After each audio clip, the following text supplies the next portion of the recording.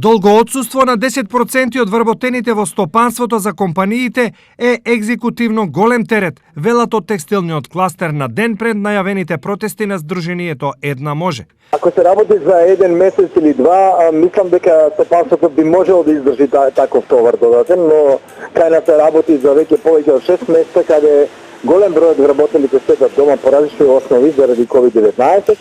И мислам дека е време да владата преземе одредени мерки, затоа што е очигледно дека и понатаму ќе имаме отсутни луѓе по таа област. Без разлика дали е ради хронични болни, ради проблемите што се јавуваат некаде во градинките, во секој случај стопанството ќе биде додатно оптеретено.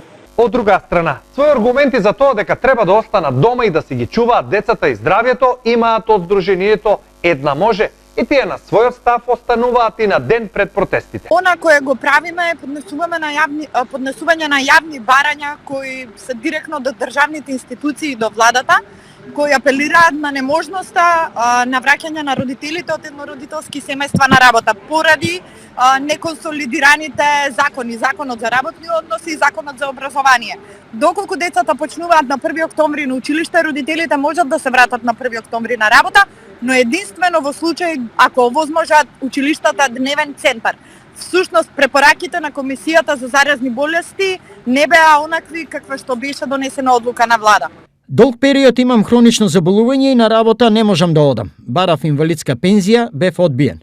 Пензија не ми даваат, а на работа велат дека сум некорисен. Се жали вработен во јавна администрација од Штип. Иако по ова прашање се изјасни, владата сепак е помеѓу два огна. Силниот притисок од компаниите и одлучноста на Сдруженијето. Потребата на овие родители да не одат на работа после отварањето на градинките е безпредметна. И затоа владата јасно ја дефинираше одлуката вчера дека родителите на овие деца треба да се вратат на работа. Прашањата кои што се отворија во јавноста околу продолженото породилно боледување.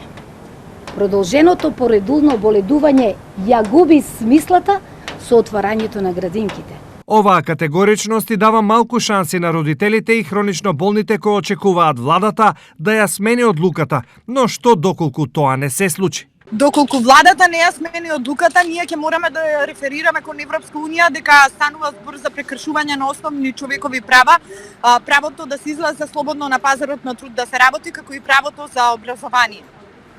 Во меѓувреме речиси сите, а најмногу компаниите од текстилниот сектор отпуштаат или подготвуваат отпуштање работници, што состојбата во стопанството полека ја воведува во уште поголема нестабилност и неизвестност за сите.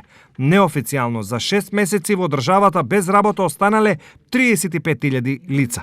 Официјално, според Агенцијата за вработување, само 12.000 лица.